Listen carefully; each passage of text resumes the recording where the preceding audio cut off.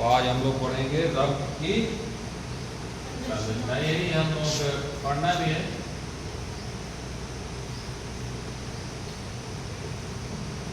रक्त की संरचना,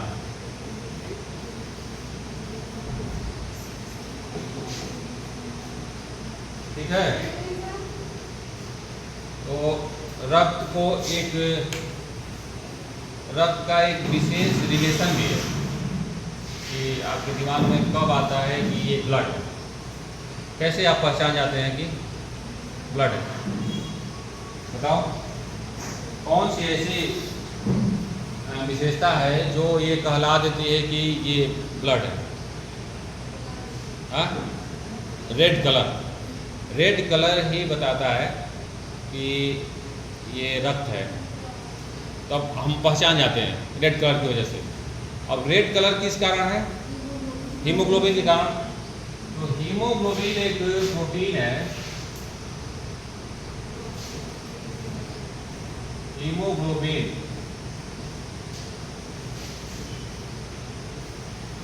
जो ब्लड में पाई जाती है। वैसे ही जैसे पौधों में क्लोरोफिल पाया जाता है और उसके कारण वो हरे होते हैं, उसी तरह हीमोग्लोबिन रक्त में पाई जाती है, जिसके कारण रक्त लाल होता है। तो अब ऐसा नहीं है कि रक्त में केवल हीमोग्लोबिन है और रक्त लाल है। इसमें बहुत सारी ऐसी कोशिकाएं हैं जो अपना अपना काम करती हैं और रक्त के जो प्रारंभिक काम है, जैसे आप पढ़े हैं कि रक्त एक संयोजी ऊतक है, और संयोजी मतलब होता है कि जोड़ने वाला, जो एक दूसरे से जोड़ दे।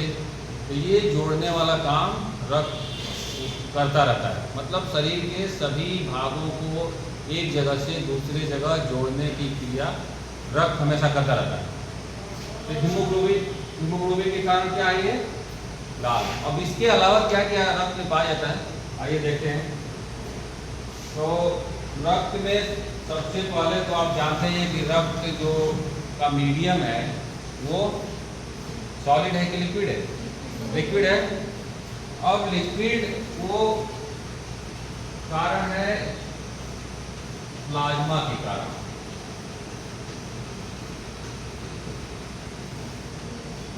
प्लाज्मा एक रक्त का एक बेसिक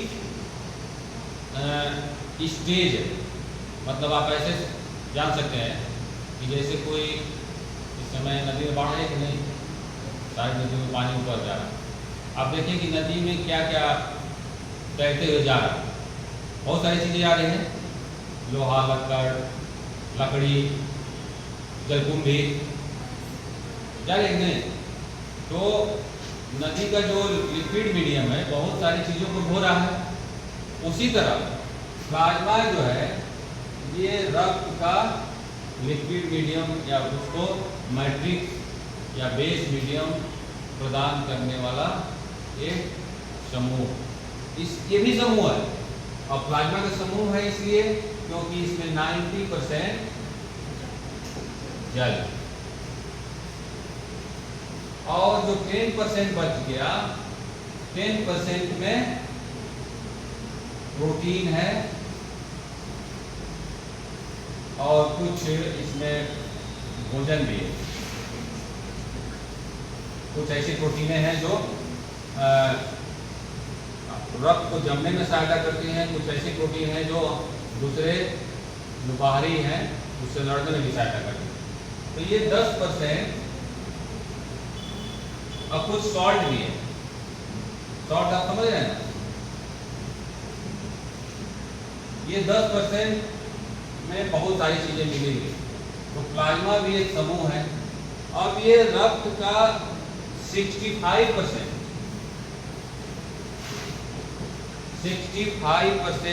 भाग का निर्माण करता है। मतलब आपके रक्त में 65% प्लाज्मा है। अब जैसे आप जान गए कि प्लाज्मा वैसे ही बिहेव करता है जैसे वाटर में कुछ भी तैर रहा है। और वाटर में क्या क्या तैर रहा है, तो आइए देखते हैं कि वाटर में तैर क्या क्या रहा है। जो एक प्लाज्मा है रक्त, तो सबसे पहले इसमें तैर रहा है आरबीसी। मतलब इसको कहेंगे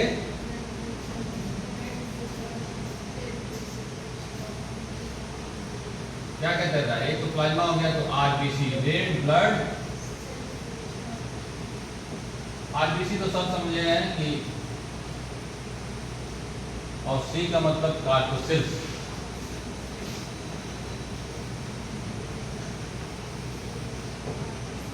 ये स्पेशली सी का मतलब बहुत लोग समझते हैं कि सेल, लेकिन आरबीसी आप पहले से ही जानते हैं कि आरबीसी में न्यूक्लियस नहीं है। एक ऐसा सेल है जिसमें न्यूक्लियस नहीं है, और इसकी लाइफ स्पैन मतलब उसका जीवन कितने दिन है, 120 दिन। 120 दिन बाद आरबीसी क्या होता है, हाँ नष्ट हो जाती है। इसकी पे 120 दिन ही हमारे शरीर में रहती है, उसके बाद फिर ये नष्ट हो जाती है। तो हमेशा बनती भी रहती है, इसका मतलब ये भी ना हुआ जो हमेशा बन रही है। ऐसा नहीं कि एक बार सारी सेल खत्म हो गई और फिर बनना शुरू हो गया, ऐसा नहीं हो, साइकिल चलती रहती है, हमेशा बन रही है, हमेशा नष्ट हो रही है। तो 120 दिन में कार्टोसिस इसलिए करते, सेल नहीं कर सकते क्योंकि न्यूक्लियस है ही नहीं। सेल की जो डिफिनीशन है या सेल की जो रिक्वायरमेंट है उसको ये पूरा ही नहीं करती, क्योंकि जो भी सेल है उसमें न्यूक्लियस पाया जाएगा, और रेड ब्लड सेल्स में न्यूक्लियस नहीं पाया जाता है। जो न्यूक्लियस एक ऐसा संरचना है जो पूरे सेल की एक्टिविटी को कंट्रोल करता है इस सेल के अंदर क्या होता है। अब सेल एक बेसिक जो यूनिट है लाइफ का, या कह सकते हैं कि लिविंग ऑर्गेनिज्म का, जो भी क्रियाएं आपके बॉडी में हो रही है उस सेल में भी हो रही है, तो उसमें तो न्यूक्लियस है ही नहीं, तो इसीलिए कार्टोसेल्स बोलते हैं। इसको इंग्लिश में बोलते हैं इरिथ्रोसाइट्स।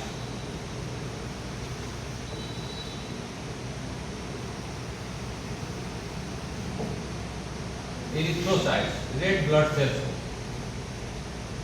ठीक है। जैसे इसको आप जान लेंगे इरिथ्रोसाइट्स को, तो और आगे जो WBC है और भी जो चीज़ें पाई जाती है ब्लड में उसको जानने में आसानी होगी। अब रेड ब्लड सेल्स का काम क्या है, अब और ये मिनी क्यूब में कितनी रेड ब्लड सेल्स पाई जाती है, हो जाता है 5 लाख से 9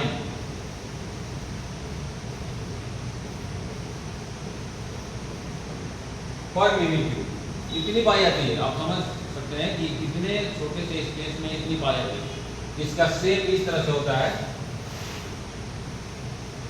आप कभी गूगल पे देखिएगा तो इसका शेप ऐसे होगा, मतलब बाई कॉन्वेक्स, पूरी तरह कॉन्वेक्स नहीं है, इस तरह से।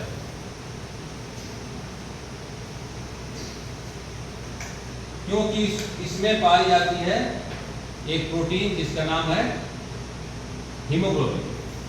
रेड ब्लड सेल्स इसीलिए फेमस है कि इसमें पाई जाती है हीमोग्लोबिन, इसीलिए इसका शेप ऐसे हो जाता है। हीमोग्लोबिन का काम है, क्योंकि आप सुने ही हैं,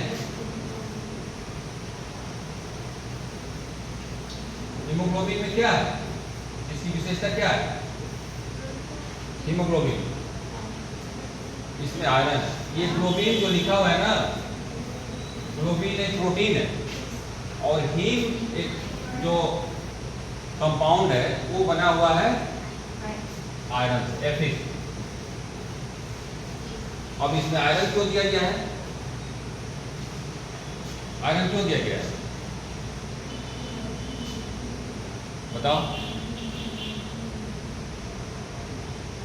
आयरन क्यों दिया गया है, दूसरा मेटल क्यों नहीं दे दिया गया। दूसरा भी दे सकते थे, कॉपर दे सकते थे, सिल्वर दे देते, कुछ लोग उसी में से निकालने लगते, कहते चलो इसको सिल्वर निकाल दो, गोल्ड भी दे सकते थे, लेकिन आयरन इसलिए दिया गया कि आयरन की ऑक्सीजन से निकटता है, वो ऑक्सीजन से दोस्ती बनाए हुए है। जहाँ भी आयरन रहेगा ऑक्सीजन अपने आप वहाँ चला जाएगा, नहीं चला जाता है। यहाँ पे आयरन अगर खिड़की में लगा है, उसमें पेंट ना करे तो देखिए तुरंत ऑक्सीजन से रिएक्ट करके वो बना लेता है रस्ट। कितना दोस्ती अच्छी है, वो रस्ट बना लिया, अपने को ख़त्म करने की कोशिश कर रहा है, लेकिन उसकी दोस्ती कितना अच्छा है कि दोस्ती निभाता है। कि चलो एक साथ दूसरा प्रोडक्ट बनाएं, अपने को ख़त्म करेंगे तभी आप दूसरा बना पाएंगे। तो इसीलिए आयरन Fe में दिया गया है कि इससे ऑक्सीजन के साथ दोस्ती है, ऑक्सीजन हमको चाहिए ही, बिना ऑक्सीजन के कौन जिंदा रहेगा। हमारे सेल को, एवरी सेल को ऑक्सीजन चाहिए और वो ऑक्सीजन फूड को ब्रेक डाउन करने में सहायता करते हैं, दैट इज कॉल्ड रेस्पिरेशन, है कि नहीं। तो जब ये आयरन है और ये ऑक्सीजन से मिलती है तब आयरन ऑक्साइड बनता है और वो पूरे बॉडी में ऑक्सीजन को ले जाने में सहायता करते हैं। तो रेड ब्लड सेल्स स्पेशलाइज्ड है ऑक्सीजन को लंग्स से पूरे बॉडी में ले जाने के लिए। 97% ऑक्सीजन ट्रांसपोर्ट होती है with the help of haemoglobin. कुछ 3%, क्योंकि ऑक्सीजन वाटर में भी घुल जाती है कि नहीं, और वो वाटर में घुल जाती है इसलिए प्लाज्मा में भी वाटर है और प्लाज्मा में कुछ परसेंट 3% हो जाते हैं, लेकिन यहाँ Fe की उपलब्धता के कारण ऑक्सीजन Fe से रिएक्ट कर लेता है और ये पूरा जो आरबीसी का संरचना है वो पूरा भरा हुआ है हीमोग्लोबिन। इसमें हीमोग्लोबिन पूरा भरा हुआ है, इसलिए इसे कहते हैं रेड ब्लड सार्कोसिस। इसका एक ही काम है ऑक्सीजन को क्या करना, एक जगह से दूसरी जगह पहुंचा देना, बस, और कोई काम नहीं है। और 120 दिन बाद फिर नया बन जाता है इरिथ्रोसाइट्स, इसका एक साइंटिफिक नेम है इरिथ्रोसाइट्स। तो ये हो गया आरबीसी के बारे में जो प्लाज्मा में पाया जाता है। आप ऐसे भी कह सकते हैं कि जो रक्त का एक विशेष पार्ट है। 35% में ये आरबीसी है। अब ये क्वेश्चन आता है कि आरबीसी के अलावा कौन कौन है। आरबीसी के अलावा कौन कौन है, एक है जो महत्वपूर्ण है, इसको जानिए, WBC। WBC को साइंटिफिकली कहते हैं ल्यूकोसाइट।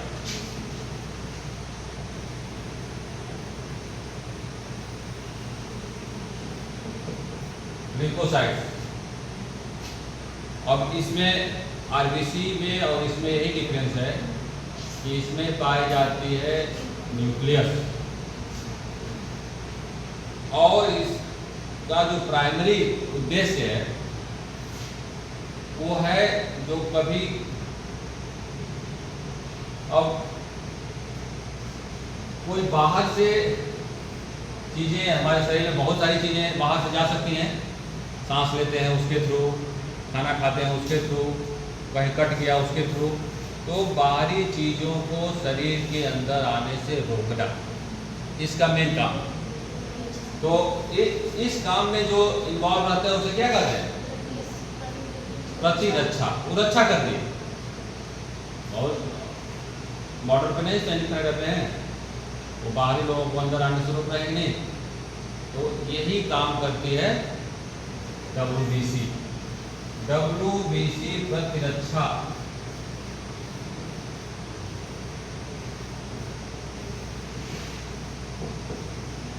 प्रतिरक्षा तंत्र का भाग है और इसकी संख्या जो है 4,000।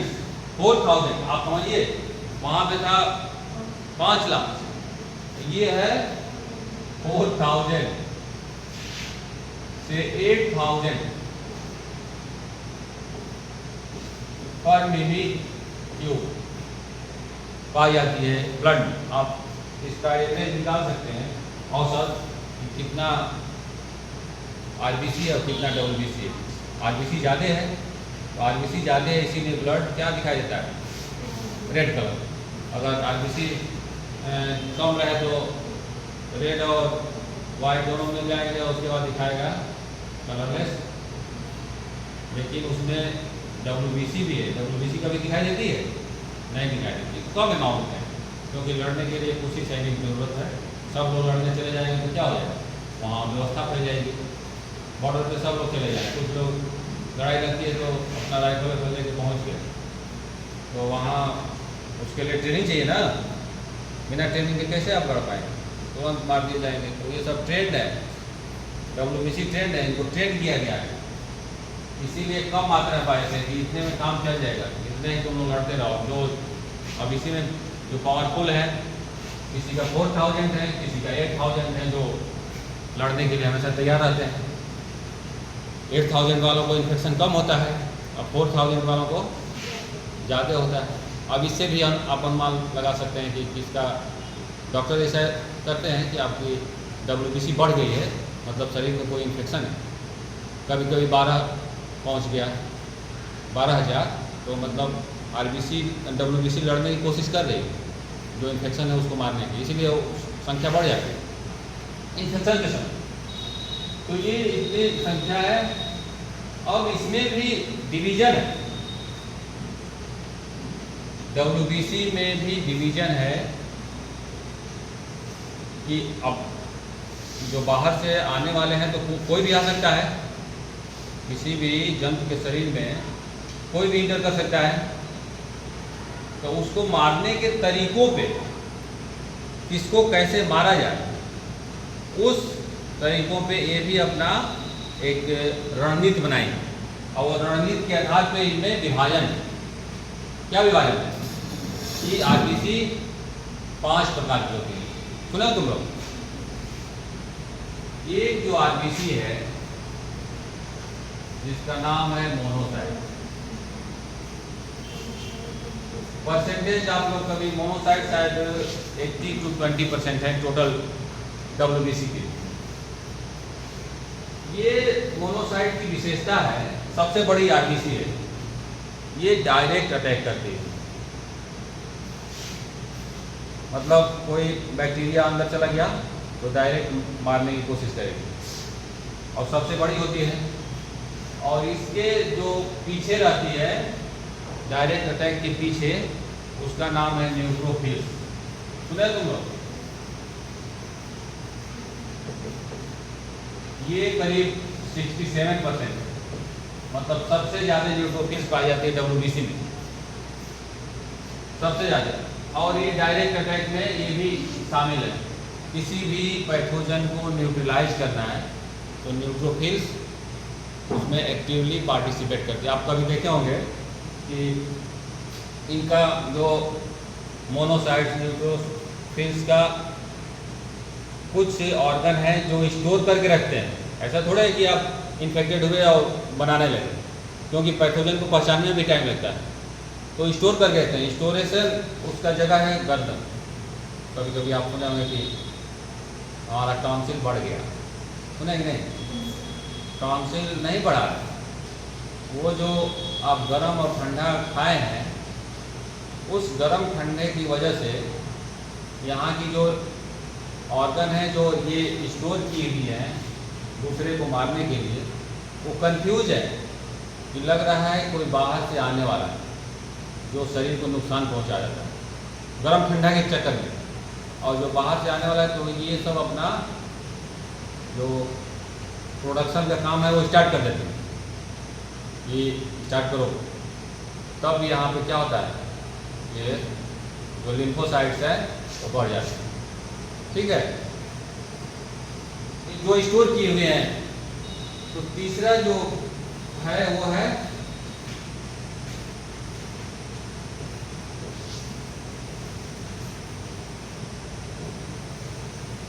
लिम्फोसाइट। ये ज़्यादा, अब इसमें लिम्फोसाइट्स और इन दोनों में अंतर ये है कि किसी सेल को डायरेक्ट अटैक करके मार देना, एक पॉइंट है ना, डायरेक्ट उसको मार दो आगे से ऐसे।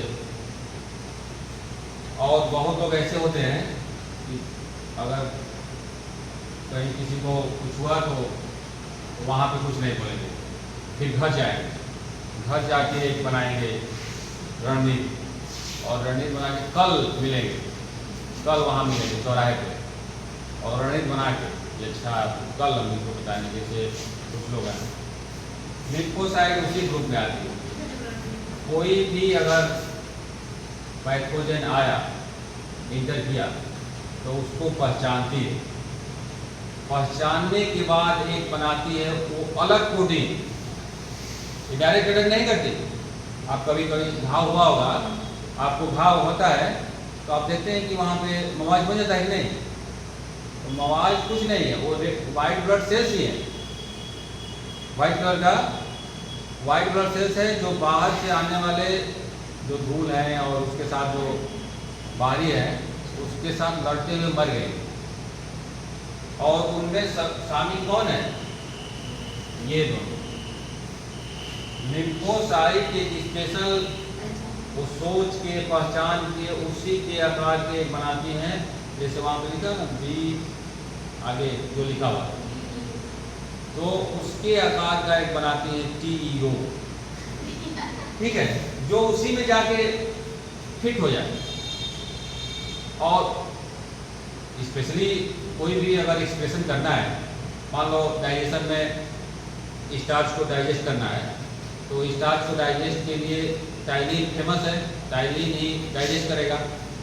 उसी तरह लिम्फोसाइट एक स्पेशल प्रोटीन बनाती है, उस प्रोटीन को कहते हैं, क्या कहते हैं?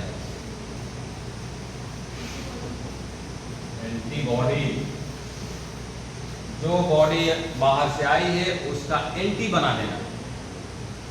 कोई इधर से आया है फिर इधर से बना दिया एंटी, और ये हो गया काम फिनिश। कितना चला। और इसकी एक और विशेषता है कि अगर एक बार कोई बॉडी में इंजर हो गया तो उसको याद भी रखती है कि वो आया था, यहाँ को याद रखो, फिर उसका उत्पादन स्टार्ट हो जाता है। क्योंकि पहचानने में टाइम लगेगा ना, किसी भी नए गेस्ट को पहचानने में टाइम लगेगा। मान लो कोई नया नया गेस्ट बनता है तो उसके घर में कौन कौन है, ये है फूफा, ये है मामा, ये है चाचा, तो सबको पहचानने में टाइम लगता है। आइडेंटिफिकेशन में कम से कम एक हफ्ता महीना लग जाता है कि नहीं। अब बहुत से ऐसे पैथोजन हैं कि आप जब तक पहचाने तब तक वो अपना काम कर गए, वो पहुंच गए यहाँ सेंटर पहुंचना है। इसीलिए उनको रोकने के लिए क्या किया जाए? वैक्सीन। वैक्सीन एक आइडेंटिफिकेशन या पहचान का तरीका है किसी भी इम्यून सिस्टम को, जो पहचान ले कि इस टाइप का भी पैथोजन या बाहरी प्रोडक्ट हमारे आसपास है, इसलिए पहले से ही बना ले। तो ये लिम्फोसाइट पहले से एंटीबॉडी बना लेती है। वैक्सीन में क्या होता है? वो पैथोजन ही होता है। पोलियो वैक्सीन आप लेते हैं ना, तो पोलियो का वायरस ही रहता है, और जो एक बार पहचान लेते हैं तो फिर ये बच जाता है। फिर जब वो अटैक करता है तो वो पहले से ही तैयार है एंटीबॉडी, अपना पिटाई शुरू और उसके बाद काम। और जब तक मान लो कोई वैक्सीन नहीं लिया है और वो अंदर गया, और जब तक पहचानने में एक आध हफ्ता टाइम है तब तक वो यहाँ पे पहुँच गया बैकबोन में, और अपना घर और बना के अपना आराम से कहेगा अच्छा है बाबा हम बता रहे थे, हमारा काम हो गया। तो ये वैक्सीन का मैकेनिज्म है। तो लिम्फोसाइट एक ऐसी सेल है जो चीज़ों को समझ के तब अटैक करती है।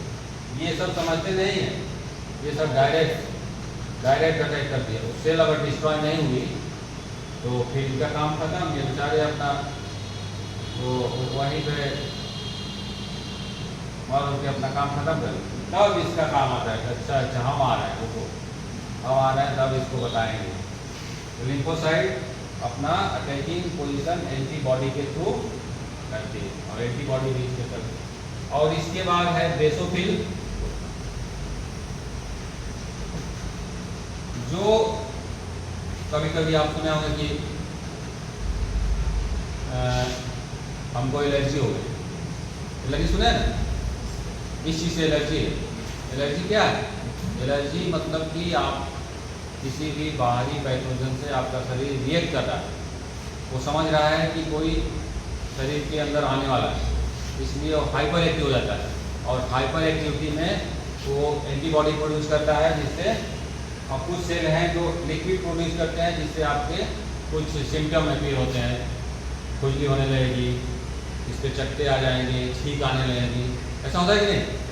तो ये सेल उसमें रिस्पॉन्सिबल है एलर्जी में। और एक और है इओसिनोफिल।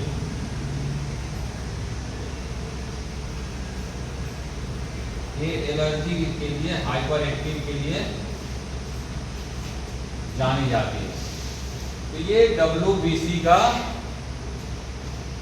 कुनबा है। इसीलिए रक्त को क्या कहते हैं, एक साहित्यकार ने कहा है कि रक्त भानुमति का पिटारा है, इसमें बहुत सारी चीज़ें मिली हुई हैं। अब WBC में भी इतनी सारी चीज़ें हैं जो अलग अलग तरह के काम करती हैं, टोटली डिफरेंट काम। ये नहीं कि एक दूसरे से मिलता जुलता काम नहीं कि उसको प्रोजेक्ट बनाना है, चलो 2 लोग काम कर रहे हैं, 4 लोग पीछे बैठे हुए हैं, वो कुछ नहीं किया, ऐसा काम नहीं। सबका अलग अलग काम है। ये इसका काम मोनोसाइट्स का अलग है, लिम्फोसाइट का अलग है, बेसोफिल और इओसिनोफिल जो थोड़ा सा भी इन्फेक्शन हुआ तो उसको एलर्जी से ही कुछ इन्फेक्शन रुक जाते हैं, कुछ उनको लगता है कि इस तरह कर देंगे, शरीर में इस तरह परिवर्तन कर देंगे तो जो बाहरी आने की कोशिश कर रहे हैं वो रुक जाएंगे। और इनका परसेंटेज बहुत कम है, 0 to 1%, ये 2 to 3%, ये करीब 19%। लिम्फोसाइट और भी कम है, 10% करीब। तो ये हो गया WBC का चरित्र। रक्त चरित्र में WBC का चरित्र बहुत डेंजरस है। अगर ये सही काम ना करे तो आपका काम फिनिश हो जाएगा। एड्स बीमारी में नहीं होता है, एड्स बीमारी यहाँ लिम्फोसाइट पे अटैक करती है, जिससे आप पहचान नहीं पाते हैं और वो पैथोजन एड्स का जो वायरस है वो फैलता जाता है। अब एक और बचा हुआ है जिसका नाम है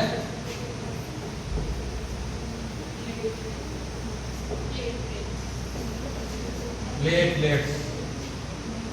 प्लेटलेट्स का एक ही काम है, इसको कहते हैं साइंटिफिकली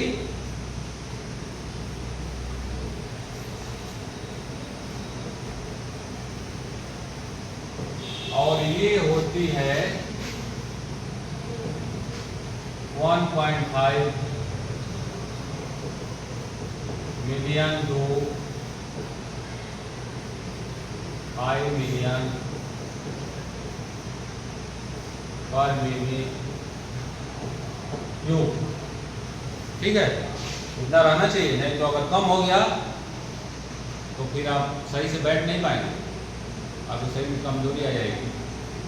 मतलब आपको स्ट्रॉन्गनेस के लिए प्लेटलेट्स बहुत ज़रूरी है। कभी कभी एक बीमारी है जिसमें प्लेटलेट्स कम हो जाती है, क्या नाम है, डेंगू में 20,000 50,000 आ गया तो समझ लो कि बेड में पड़ा हुआ है, वो नहीं समझ पाता है। और थ्रोम्बोसाइट्स का एक काम है, अगर कहीं पे कट गया तो वहां पे ब्लड को क्लॉट बनाना। क्लॉटिंग एक नेट है, कहीं पे भी अगर यहाँ पे कट गया तो वो थ्रोम्बोसाइट इस तरह ये जो है क्लॉट हो गया, इस तरह से बना देती है। अब क्लॉटिंग बनना एक बहुत कॉम्प्लेक्स प्रोसेस है, उसमें बहुत सारे फैक्टर्स इन्वॉल्व होते हैं, ब्लड को रोकना आसान नहीं है। उन सारे फैक्टर्स में जो प्लेटलेट्स है वो भी शामिल रहती है। करीब 12 फैक्टर हैं जो शामिल रहते हैं क्लॉटिंग में। तो उसमें कौन शामिल है, ये भी है शामिल। उसमें विटामिन डी भी, विटामिन डी नहीं, विटामिन के भी इन्वॉल्व है। तो ये सब सारे फैक्टर जब एक साथ मिलते हैं, कुछ टिश्यू जो डैमेज हुआ वो भी कुछ ऐसे लिक्विड रिलीज करता है जिससे ब्लड क्लॉटिंग में सहायता मिले। तो ये सब सारे मिलते हैं तो एक क्लॉट बनता है, क्योंकि ज़रूरी है अगर ब्लड कहीं कट गया, अगर बहता रहे तो डेथ हो सकती है, तो इसको रोकना जरूरी है, इसलिए प्लेटलेट्स आ जाती है। इस तरह से हम लोग देखते हैं कि ब्लड में क्या क्या पाया जाता है। ब्लड एक हेट्रोजीनियस मतलब विषमांगी, मतलब चीजें एक दूसरे से मिलती नहीं है, एक दूसरे से डिफरेंस, अलग अलग तरह की चीजें एक जगह मिली हुई हैं by the sense of, by the meaning of work, काम के सेंस में अलग अलग चीजें मिली हुई हैं और और वो अपना अपना काम कर रही है। तो ब्लड में क्या क्या है, एक तो प्लाज्मा है,